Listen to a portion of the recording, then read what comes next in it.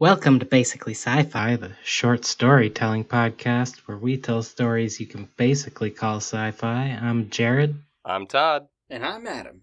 and today we got a story from me. So, yeah. I think I'm more excited than you are for this story. Oh, yeah. Yeah. So I was reading this article the other day. Yeah. I actually might consider subscribing to Apple Plus or Apple TV Plus, whatever the fuck they call it. Ooh. Because they're doing a version of Foundation, which is the Isaac Asimov book series about, I guess he based it on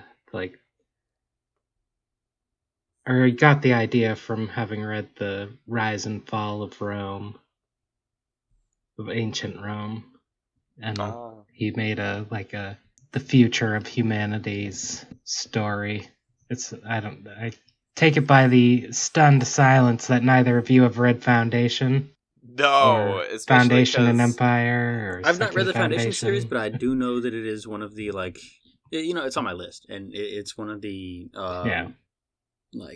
Bibles of science fiction. Like it's one of the best. Yeah, pretty much. you I started thought there was by a movie saying, coming out though, or a movie series. It's a TV series on Yeah. Apple TV Plus. They just released the first couple episodes last week. You started off by saying At they were time of doing recording. a version of Foundation, but I misheard you. Yeah. I thought you said they were doing the Persian Foundation. I was like, No. this is a history channel? No, it's I say version of Foundation because it's not. The Foundation books really aren't. You can't take them and make a movie out of them because there's no action in them. It's all dialogue. Ooh. Pretty much. It's like conversations about the existence of humanity and the conceit is a huge human empire is about to collapse, and a mathematician and psychohistorian who's a psychologist who predicts the future by studying history has Unrealistic. predicted he's predicted the end of the empire. Like the empire is going to collapse and it's going to bring about a 30,000 year dark age essentially, unless they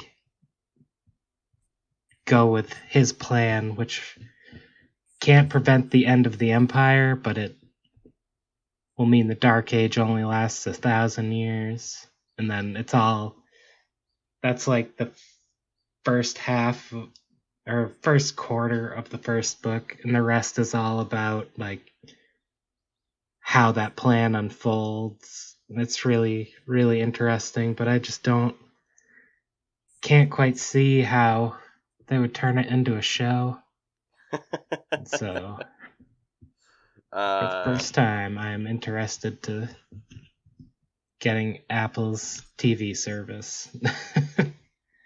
That somewhat makes sense. The only part that doesn't really make sense is still getting Apple's TV service. Yeah, no. Like I said, I'll probably wait till they've aired the entire thing because I think they're doing it like weekly installments. I'll wait till they've aired the entire thing, get a free trial, and watch it all at once. But no, I was pretty excited about that because I like those books, Foundation books and the robot books. I was reading an article about them Asimov's the other day, and great works. Some dude was asked to make the movie, or make a movie about one of the books. I don't remember if it was Steven Spielberg or if it was one of the other big directors, but he's basically that. Yeah, that book is. I mean, it's a great book, but you can't make it into a movie. Yeah, no, that's what I was saying. Like I don't know where they are going with it. I assume because later in his life he integrated Foundation and the robot books, like the 3 principles of robotics. Everyone knows those. And then Right. the fourth one that nobody really knows. He made a fourth law of robotics that integrated robots into the Foundation series, Oh. but nobody ever talks about it. Well, I haven't even seen the Yeah. iRobot movie. Yeah, that was trash. That was awful. Just miserable. I'm not a fan of that movie. It's weird because I felt like I had seen it. I thought about it. I was like, oh, iRobot? Yeah, definitely seen that. But when I really think Yeah. about it, I realize I haven't. I knew that it was a thing, and then I knew it was not Yeah. necessary, and I knew that I skipped it, and then my mind processed that as I've seen it. I mean, if you've seen the trailer, you've seen it. So Okay. you probably have seen it. iRobot's the one where It's Will Smith has the robot It's arm? Will Smith fighting robots, yeah. Yeah. Is... Will Smith will punch you, robot. I remember being a little kid, or maybe Yeah. being like a middle school kid, and like watching that shit, and like the part where it's like, oh, he's got a android arm because he was in a car accident. I was thinking, like, I want to get in a car accident. I want an android arm. Because I was little. Yeah. That's why children make bad movie critics. I really want to start a company that's all children that write reviews. They don't get paid, of course, because they're kids. But they write movie reviews. Yeah, that'd be child labor if you paid them. Yeah, you can't do that. No. Jared, you got a story for us this week? Anyways, yeah. Sorry. Yep. Yay! Yep, this story is called It's Good to Have a Hobby. Ooh. And it's also very true. The data disk from the prankster's ship had provided some important news. It seemed that the local alien species believed the planet the Alabifans had chosen as their new home was cursed. The visitor had come to find out how a civilization had arisen on this cursed world. Glorda was discussing the matter with Randall at their home outside of the city center. Oh, they're living together now? Yeah? Oh, right. A curse? It just sounds ridiculous, she said. Well, we haven't seen any proof of a curse yet. So maybe it'll just help keep people away while we're building up infrastructure. Yeah, I suppose that could be beneficial. We also need to find a hobby for the robots.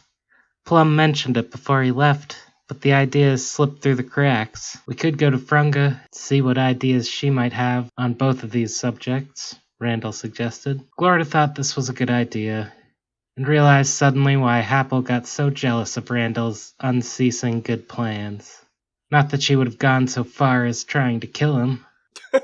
Anyways, they left to find Frunga, who was currently busy trying to make her workshop fly. There's no real need for it, but she figured if it could fly, she would get more work from people too lazy to make their way out of the city. It would also allow her to avoid unwanted people more easily. Frunga had gotten along with the folks on the Ark well enough, but she found that the needier members of the Albif community had slept through it all, and she was none too happy dealing with them now. She was preparing for what she hoped would be liftoff when an alarm came from the front door to let her know someone was approaching. She got there just before the person could knock and said, "Yes, what do you want? And what are you wearing?" This last referring to the robot's tie, badly knotted around its neck. The butler bot looked up at her, then down at itself. "My uniform. You got a problem with it?" It replied, while fingering what looked like a modified taser on what stands in for a small robot's hip. No, you just look more dapper than I was expecting. We have reimagined our purpose, and now function as butlers to the massive ones. I come seeking weaponry for the very largest of us. They wish to defend themselves from people who insist on visiting them, or something. They didn't actually inform us why they wanted them. Nothing too pleasant, I hope. Well, I suppose for the right price, I could come up with something. I would want to speak with them about their actual intent for the weaponry, however, as they are quite sufficiently armed already. Somehow, Frunga didn't believe she was getting the full picture from. She realized she hadn't asked the bot's name, so she did. I'm still working on that. We've come to the conclusion that the numbers aren't relatable enough. But when we started switching over to people names, 68.7% of us chose either Alfred or Jeeves, which itself may be too confusing. Jeeves. Gotta ask Jeeves. I see. Why not buck the trend? Forget the butler names. Go for a dwarf name, like Sleepy, or Wheezy, or Boffer. Yes, perhaps. Fucky? No. Goofy? No. I've got it. Glowing cloth. What? I know. I heard it, and I was like, I don't know what I heard, but I know what I heard. I don't know if I heard what I And, heard. okay. Yeah. Glowing cloth. Perfect. Now, shall we go? Yeah, if we must. I will lead the way so no one attacks you when we get there. As they left, Glorda approached them. She looked to be talking to herself, but Frunga dismissed it as stresses from her job, or a trick of the light. It had been some time since she left her shop, after all. Well, if it isn't our glorious leader. What brings you all the way out to my shop? Frunga asked, possibly coming off more dismissive and sarcastic than she intended. Oh, well, I was just hoping to talk about the deterrent robots with you, and I wanted to see what you think about this curse nonsense. But she trailed off for a second. Yeah, so what are you wearing? This being directed at the bot. Attire suitable for my job, an idea you are free to take advantage of should you ever discover the capacity for self-respect. Glowing cloth replied, brushing an imaginary speck of dust from the tie he was wearing. Already frustrated with a question that had been asked of him a grand total of 2 times, including this one. All right. Anyways, if you're busy, I can come back another time, Glorda said to Frunga. Nah, come with us. We're just on our way to talk with them. What needs discussing? Oh, perfect. I was just concerned. Plum had told us they would need hobbies sooner or later, and I didn't want to put it off any longer. It seems important we do what we can to make them happy, since we didn't ask their permission to bring them to life. This last part absolutely directed at the butler bot. Don't try to flatter me. You haven't even asked my name yet, the bot said haughtily. Because I know who you are already. Formerly the 32nd one, though from the sounds of the conversation you were shouting at Frunga a moment ago, it would seem you're now Glowing Cloth. Shit, how could you tell? We are all identical. The dent on the side of your head, from where you tried to tattoo thug life on yourself with a hammer and nail. Oh yeah. They made their way to the local robot citadel, brainstorming hobbies along the way. By the time the 3 arrived, they had some good ideas, and some somewhat vulgar alternatives. Frunga had put forth art or engineering, which Glowing Cloth had countered with building sex robots or making hentai to sell to the locals. Glorda had suggested photography or fishing, which the bot modified with voyeuristic candid photography, and then ran out of steam trying to figure out how one would go about fucking a fish. This character Jesus. is so out of place. What? I love Glowing Cloth. Yeah. Yep. He was fun to write. I hope he stays around forever. Welcome, mortals, to the grand citadel of the humongousest of ones. The robot removed its taser from its holster. It extended from one end a glowing purple blade that glowing cloth waved around in an elaborate motion to let the other bots know they were under official escort and that any attacks would need written permission from the boss, or at least a well-thought-out excuse. The group entered the Citadel, where the bots had done an immaculate job.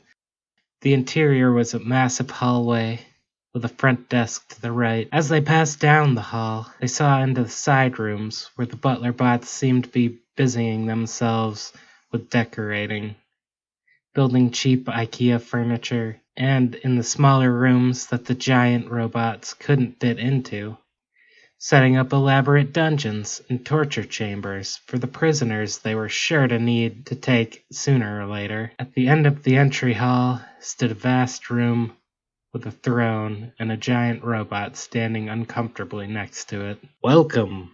Its voice boomed across the hall that had, as Frunga noted, impressive acoustics. "It's nice to see you again," Glorda said. "What should we call you? I'm guessing you've taken names for yourselves, too." "My name is Animendromidius. My counterparts in the other quadrants go by Roboticus, Harold, and Blippy. Flippy. We've networked to communicate so we can come to a consensus on discussions more easily." "Yeah, that's how we designed you," Frunga said. "Watch your tone," Gloincloth said, igniting its taser sword. Taser sword? Jesus. I mean, I got that it was a taser sword before when it extended the purple blade, but now it has a word. Yeah. And so there we go. Yeah. Awesome. Yep. Oh my god. And also, I just want to note that things are coming together for me, and I don't know if it'll go the way I think in this episode, but yeah. I'm getting it, I think. Okay. Yep. And now I'm worried. Deeply. I'm not worried at all. Now, Gloincloth. Be nice to our guests. I'm fairly confident she just meant it as a subtle way of letting us know she doesn't need condescending explanations. "Yeah, that," Frunga said, feeling somewhat relieved she wouldn't need to find out firsthand how well a taser could be converted into a sword. The butler backed off. "Now, what did you wish to discuss, Frunga?"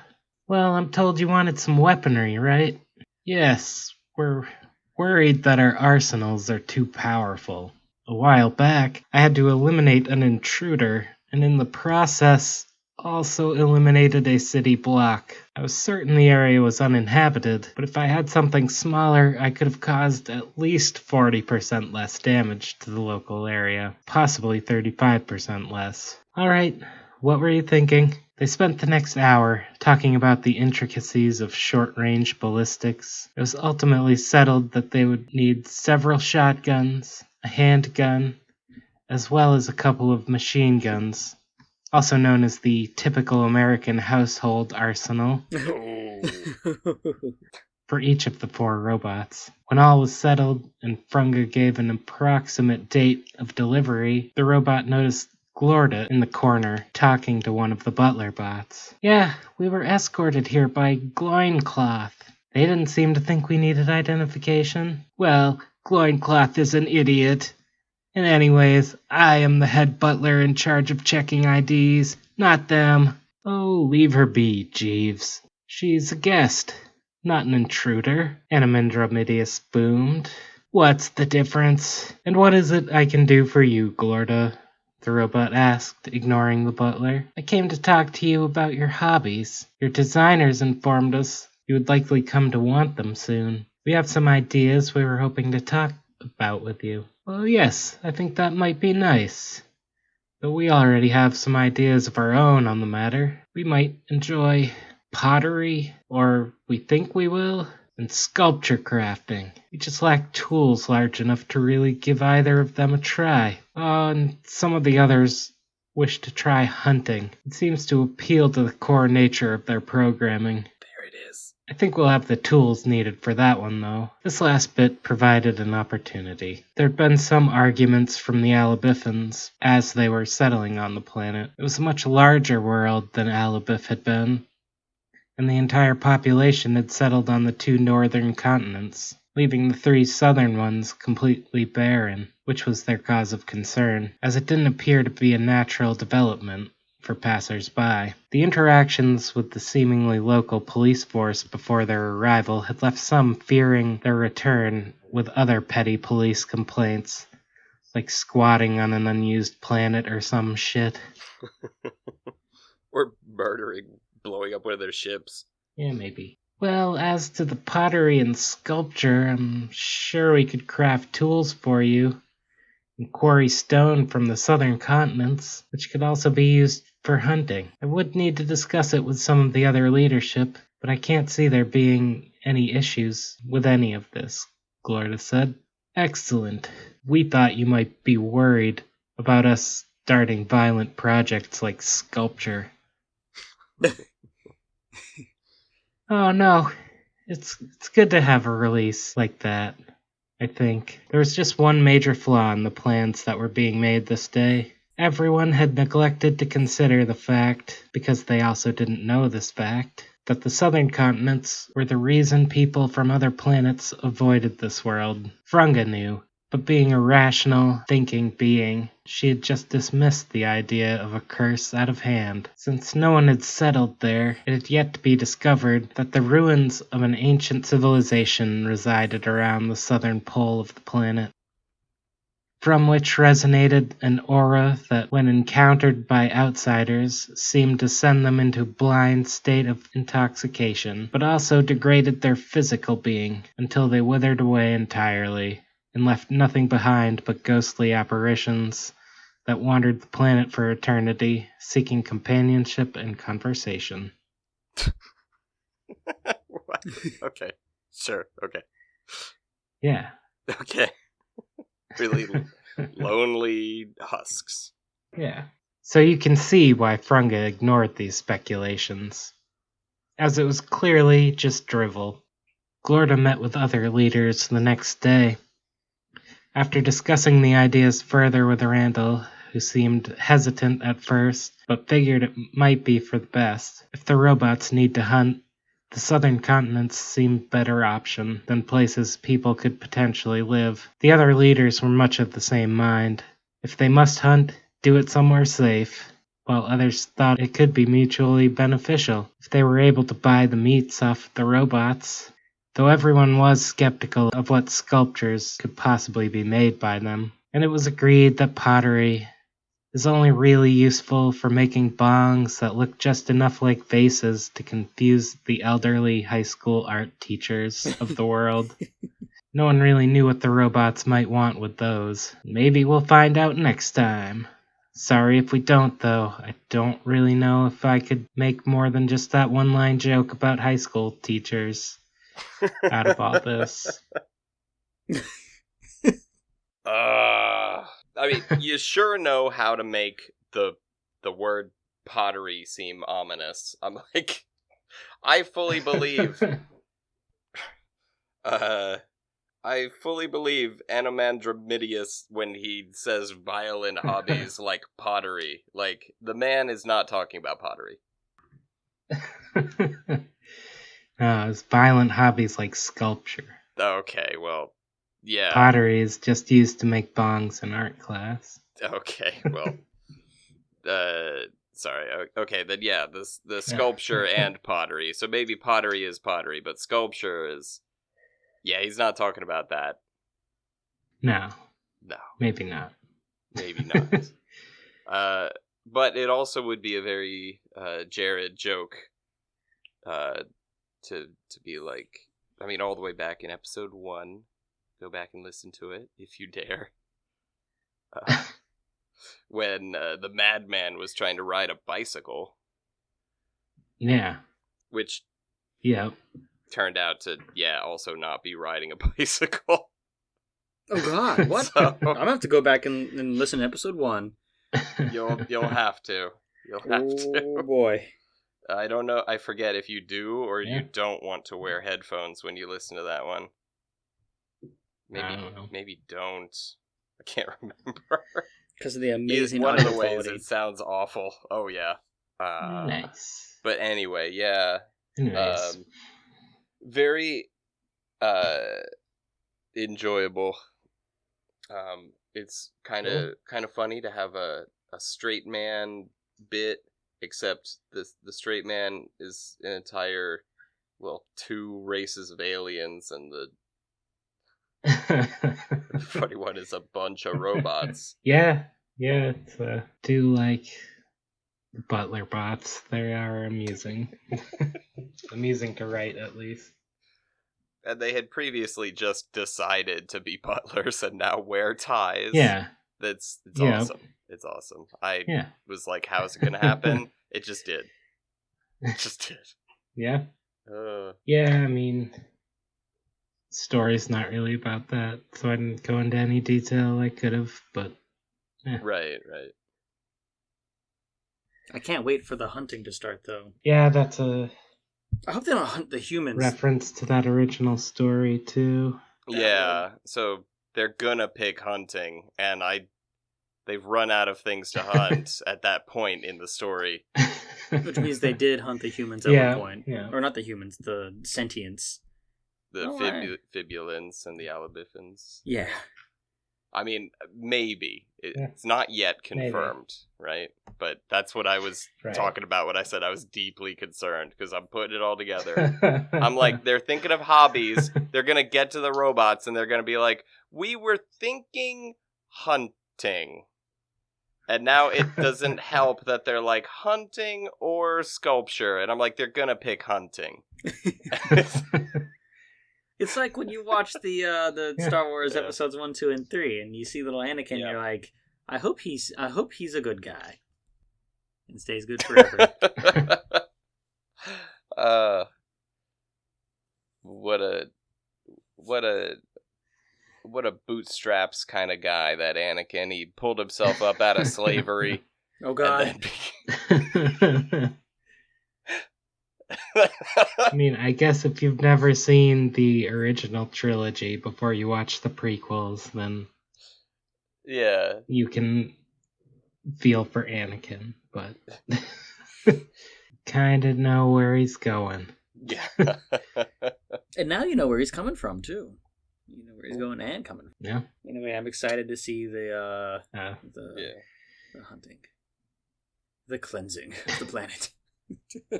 Jesus. Yeah. Well, there's also this curse business, so, maybe people are not going to get hunted, and you know what, with Jared's stories, it could be, they're like, they find out there's a curse, and they find out it's real, and they're like, you know what, we really need to leave. They just avoid the problem because they use their brains. I hope it's that. Yeah. And not like, hey, there's a curse, let's go try to dispel it. And then they go dungeon diving, and they all go crazy. Just turn my story into a fantasy instead of sci-fi.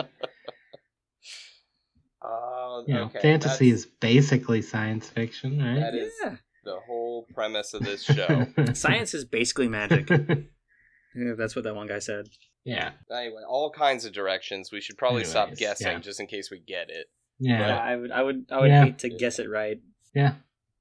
But all right. Yeah. So anyway, I mean, the point is, it's coming together perfectly, and you are crafting it masterfully, and you're also including jokes about thug life tattoos, and so I'm good. You had me at taser. That's my favorite part. That is obviously the 32nd one who once tried to carve thug life into his head with a nail. Okay. What? Yeah, the hammer and nail. Yep. Brilliant. Yeah, just robot things. Well, we will be back next week with a story from Todd.